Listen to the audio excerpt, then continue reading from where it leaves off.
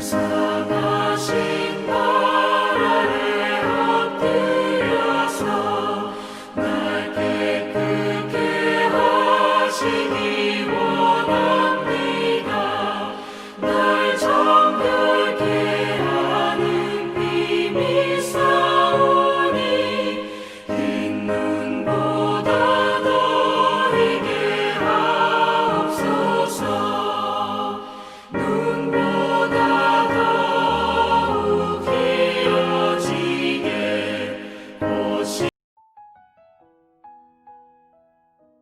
다윗이 노베 가서 제사장 아히멜렉에게 이르니 아히멜렉이 떨며 다윗을 영접하여 그에게 이르되 어찌하여 네가 홀로 있고 함께하는 자가 아무도 없느냐 하니 다윗이 제사장 아히멜렉에게 이르되 왕이 내게 이를 명령하고 이르시기를 내가 너를 보내는 것과 네게 명령한 일은 아무것도 사람에게 알리지 말라 하시기로 내가 나의 소년들을 이러이러한 곳으로 오라고 말하였나이다.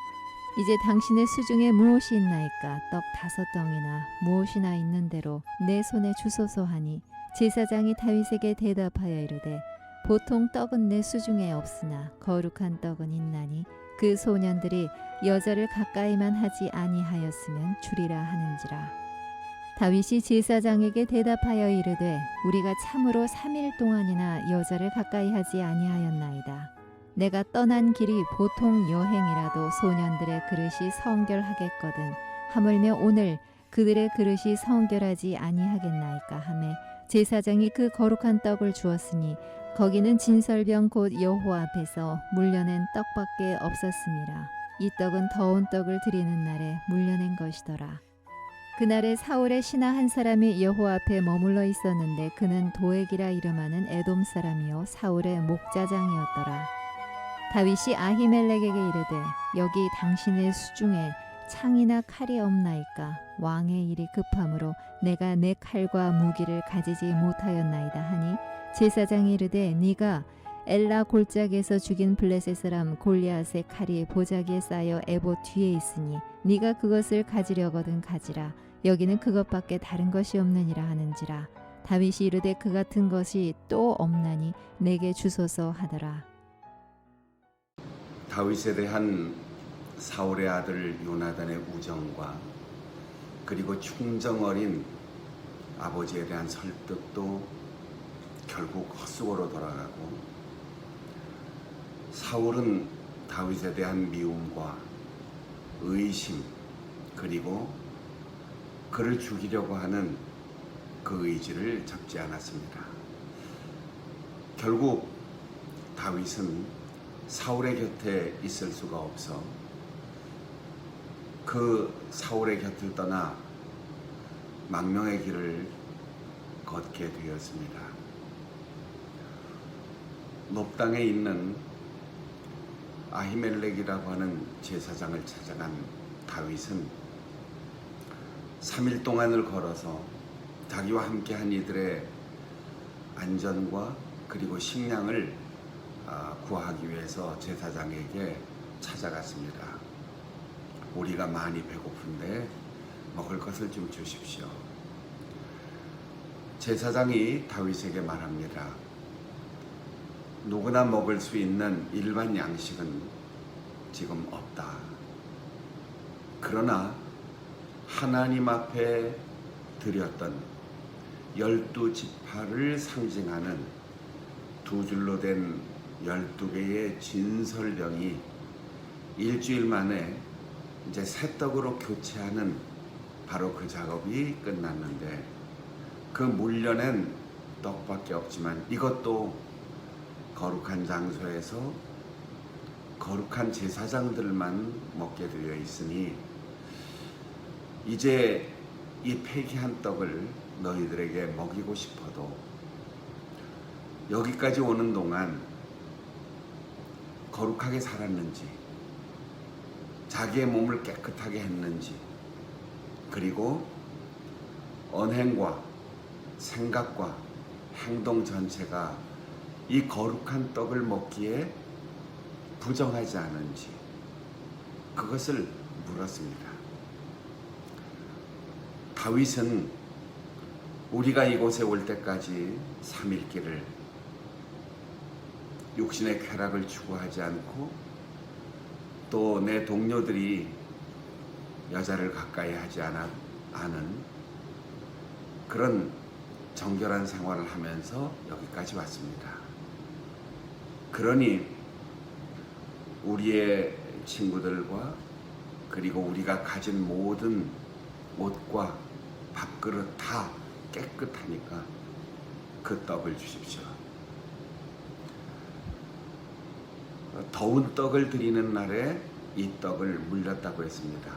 곧 하나님께 드리는 진설병이 새 것으로 교체되는 날, 일주일 동안 하나님 앞에 이스라엘 백성들을 위한 기도로서 올려놓았던 그 떡을 이들이 먹을 수 있는 자격이 있다고 말하는 거죠.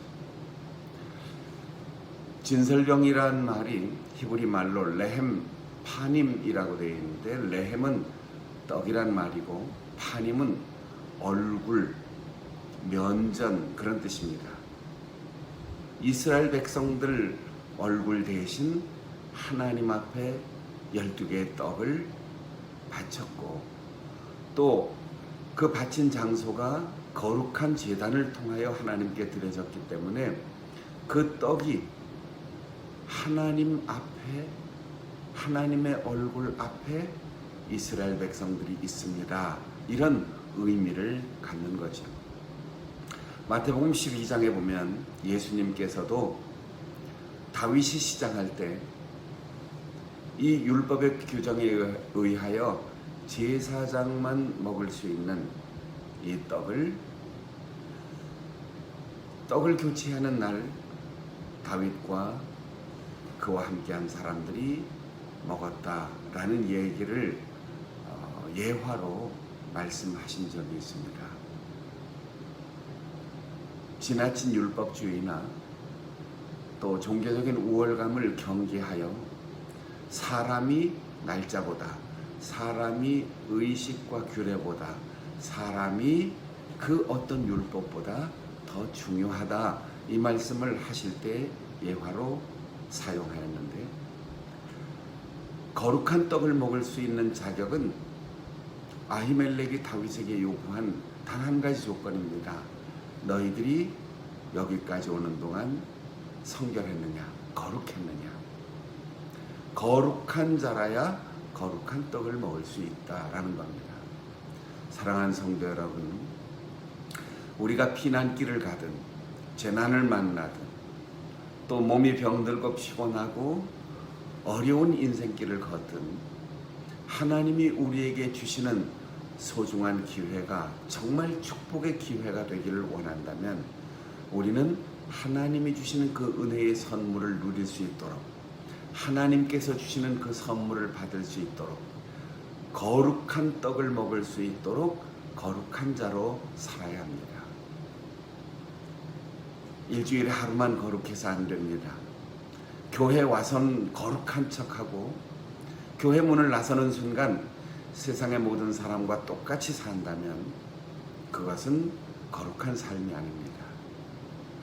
언제나 하나님 앞에 설 때 지나온 내 삶의 발자취를 돌아보면서 부끄러움이 없이 하나님 앞에 정결하게 살았습니다.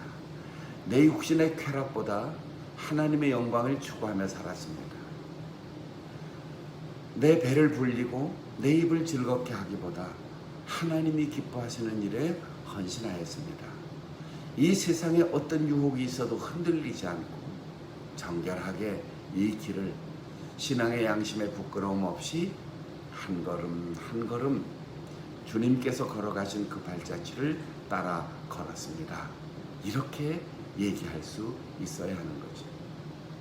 떡을 먹고 나서 다시 묻습니다. 내가 무기가 필요한데 혹시 칼이나 창 같은 무기가 없습니까? 제사장에게 무기가 있을 리가 없지요. 그런데 한 3, 4년 전에 다윗이 골리앗을 물리치고 골리앗의 칼을 빼서 골리앗의 목을 잘랐던 그 전쟁의 승리를 기념한 골리앗의 칼을 가지고 온 적이 있습니다. 그리고 그 칼을 하나님께서 기뻐하시는 승리를 나에게 선물로 주셨다. 그런 믿음의 고백으로 그 칼을 제사장에게 이 거룩한 성소에 바친 적이 있습니다. 그런데 그게 여기에 있었던 겁니다. 골리앗의 칼이 보자기에 쌓여 예봇 뒤에 있으니 내가 그것을 가지고 가라. 제사장은 그 칼을 제사장의 거룩한 의복과 함께 잘 보관하고 있었던 것입니다. 승리의 기념물을 내가 가지고 있어도 됩니다. 자랑하고 보물로 유산으로 후손들에게 물려주고 싶은 생각도 있었을 것입니다. 그런데 하나님께 드렸습니다. 그리고 가장 어렵고 힘들 때 하나님께 드렸던 그 기념물을 다시 받게 되었습니다.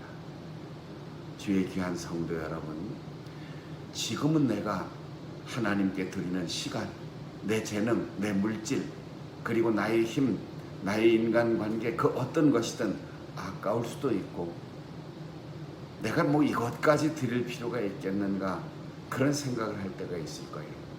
그러나 하나님께 드린 것은 하나님의 것으로 하나님께서 받으시지만 우리에게 꼭 필요할 때 돌려주시기 위하여 하나님께서는 보자기에 깨끗하게 싸서 두셨다가